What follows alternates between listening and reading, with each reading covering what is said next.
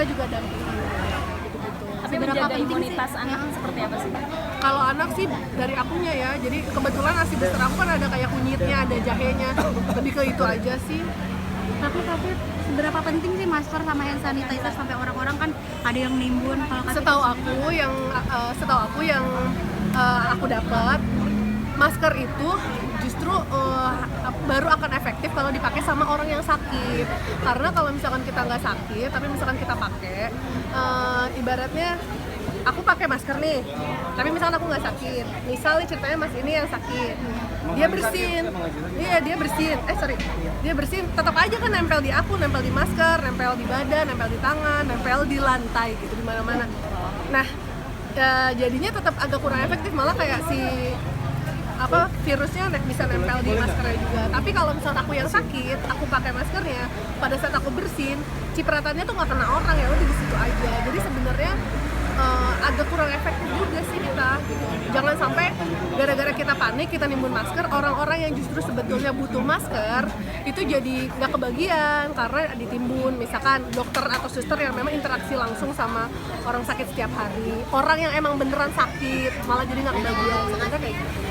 Kak Fit, aku sedikit dong tadi ketinggalan yang soal anak 15 tahun ini. Gimana sih Kak Fit? Iya,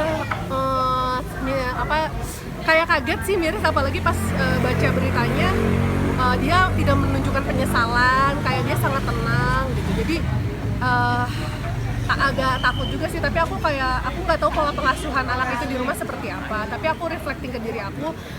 Oke, berarti aku juga harus mengontrol, nanti aku kan punya anak, tayangan yang dia tonton tuh jangan sampai lost gitu. Memang sih ngomongnya gampang tapi prakteknya agak sulit. Cuman kan maksudnya dengan ada kasus seperti itu jadi pengingat, sesulit apapun usahain deh tetap ibaratnya dampingin anak pada saat menonton apapun, karena belum tentu psikologi mereka sudah siap dengan tayangan yang mereka tonton. Tapi jadi membatasi juga nggak sih untuk anak nantinya gitu, kalau misalnya Kak Fit untuk anak bermain dengan siapa atau bagaimana, kan sekarang anak-anak sekarang udah sulit ya gitu mungkin Kak Fitri sendiri.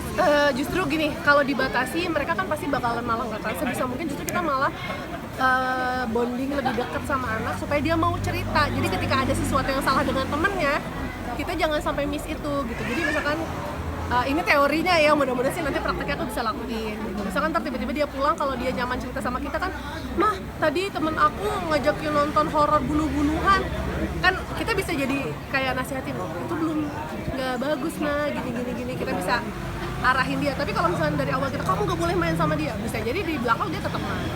Ya, tapi Kak Fitri sendiri melihat kasus ini, kalau dilihat dari sisi sang anak itu bagaimana sih Kak?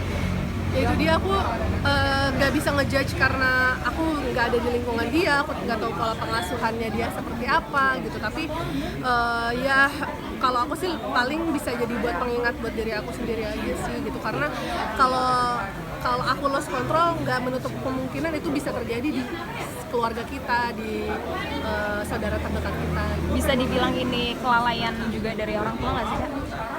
Kita nggak bisa tahu ya, karena kecuali aku emang tinggal serumah bisa lihat, iya tuh dia emang ibu bapaknya kayak gini-gini, kan ini bisa jadi dari faktor lain yang di luar. Jadi kalau tiba-tiba langsung menyalahkan orang tuanya agak kurang wise ya gitu, karena bisa jadi dia mungkin nggak cerita sama orang tuanya tapi dia dikenalin sama temennya, mungkin dia nggak tipe yang suka curhat sama orang tuanya.